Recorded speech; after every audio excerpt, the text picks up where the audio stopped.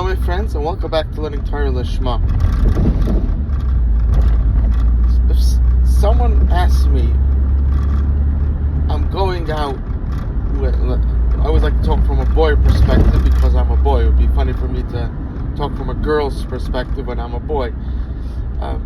So always first I like to talk about the boy's perspective, and then to the best of my ability I will talk about the girl's perspective. So the boy comes to me and asks, I'm dating, I read these books, this, that, and practically what am I looking for, right? What I need it to be simplified. What am I looking for? I meet the girl. How can I tell if she's the right one, or is she tricking me, or are we just not right for each other? Of course, everything we're saying is vice versa.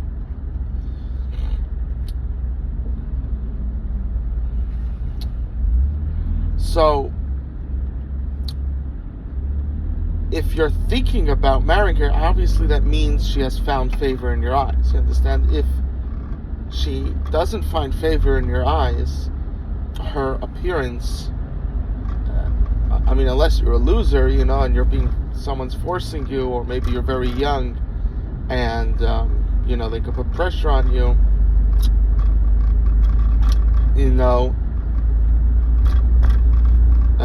I'm assuming that we're already past that stage, that I always talk as if the person's a complete human being, an adult, you understand?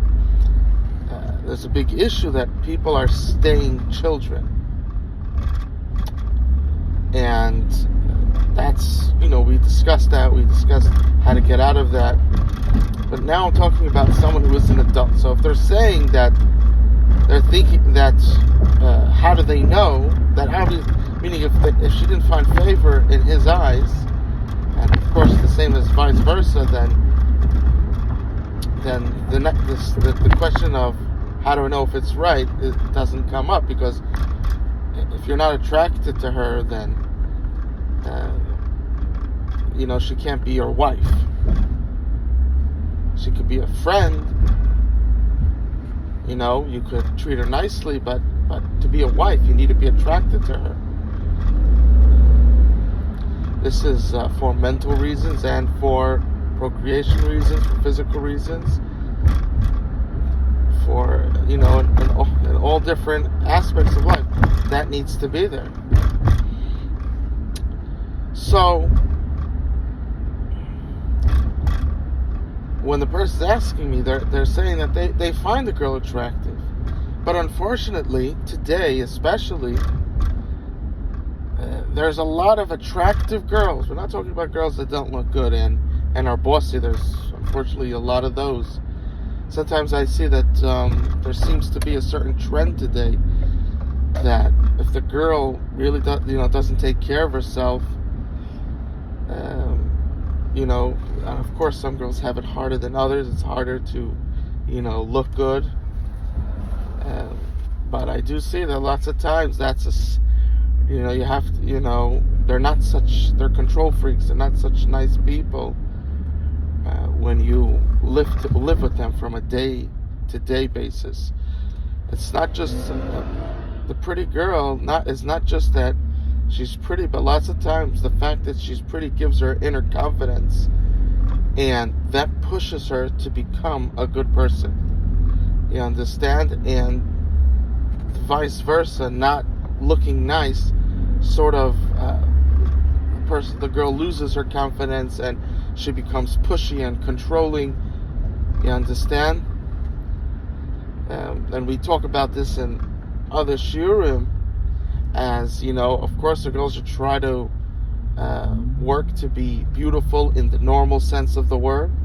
Of course, there's people that find different things beautiful, but we're talking about the normal sense of the word. And if it's too hard, she should just instead of going down this negative way and saying, well, you have to accept me like this, and there's something wrong with you if you don't, and v'chule v'chule, act, she should just say yes.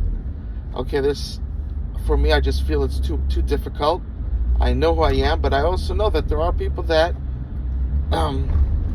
that like this as well. Not the same amount that like the other, but there are people that like this, and I'm going to be mindful of that, and get married to a good husband, right? You understand? You find someone good, and there definitely are.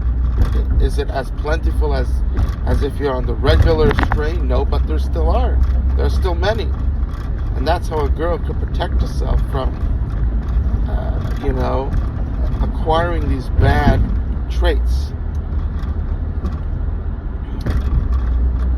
But usually what happens is the girl goes into denial. A man is fat, he knows he's fat, he's not pretending. But a girl goes into a denial, you understand? And she doesn't realize that if you feel it's too hard, you can still have a good life, you can still get a good husband, but you have to understand that you don't have the same pool that someone like that has, and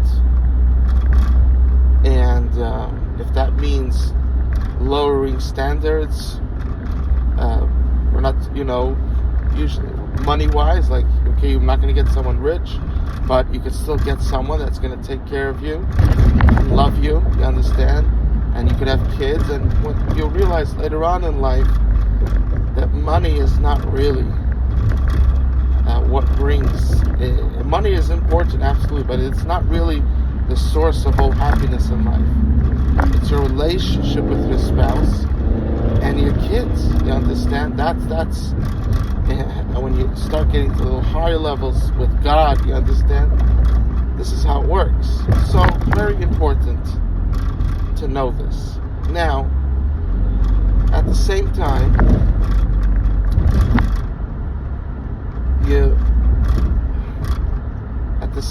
one should know that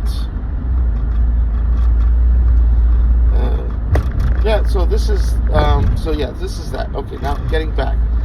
So the person asked me, what should I do? So I say, from what I'm understanding, the shurish, the root of a relationship is this. When you have a kingdom, you have a king and a queen. If they're both making decisions, it's not going to end up good. Why? Because there's a fight. You need one person to be making the decision. And who makes the decision? The king. The queen says her ideas, what she's thinking, and she trusts the king to listen to her and listen to what his mind is saying, and maybe the two things together will come up with a third option, but she trusts him to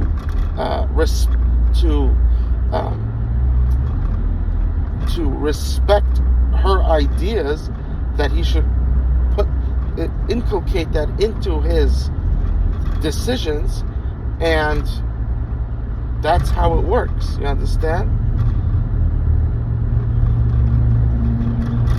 So this is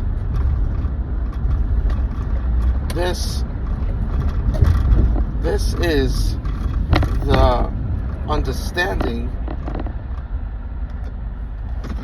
that needs to be in a marriage. Let's go over it again.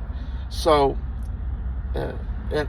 in a marriage, you as a husband, you're the king, and your wife is the queen. And the same way in a country, you need one person to make the decision. You can't have two people make decisions. That's when quarrels come up. That's when things don't fit. You need to be able to trust the decision maker. And that is an innate ability, a special ability of a man to make decisions. A man that can't make decisions is not a man. That is a quality that's special to a man. And similarly, right, if you have a woman that doesn't clean herself, she goes days on without taking showers and not taking care of herself, then she has lost the what a female is. However, if a man goes with days without taking showers, he's still a man. No one says he's not a man because he didn't take showers, because it's... Now, going back to our case, if a man that can't make decisions, he's not looked like that he's a man. But a woman who says, you make decisions, no one looks at her that there's something wrong, that she's not making decisions, because that's not innate to the girl. That is something that Hashem, God, has specially built a man to do, and therefore he is supposed to excel in that. If he can't, then he's not a man. You understand? He's missing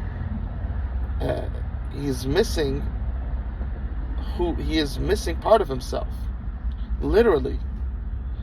There's a person that, God forbid, is missing an arm. There's also emotionally in your abilities. If you're missing something that's innate to a man, then you're not a man, right? And then there's deeper things that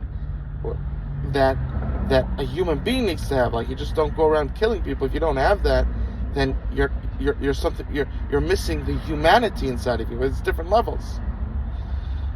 So, in a marriage, a woman wants that her man should take her word seriously and listen, and try to come up with the best, with all the information, try to come up with the best action to take. And if a woman doesn't feel that way about the man, even though he might be handsome and rich and everything, then that's not the right man for her. And vice versa. If a man is going out with a woman and she's beautiful and she's nice and kind, but he doesn't feel that she respects him, that in that way, that she feels comfortable, she could tell him what she's thinking, and she trusts him to make a decision, and that he won't not give the proper credence, that he won't give the proper respect to what she's saying, and that he'll look at both of what they're thinking as equals and then try to come out with the best. If he feels that she's not going to do that, then that's not the right girl for her. So this is a little advice on that. We wish everybody the best in the shidduch, in the marriage arena. And if someone's already married and this is an issue, then you have to know that this is the root of divorce. So this is one of the the core roots. There's different ones, but this is one of them, and it needs to be addressed and fixed. I love you, and Hashem loves you more.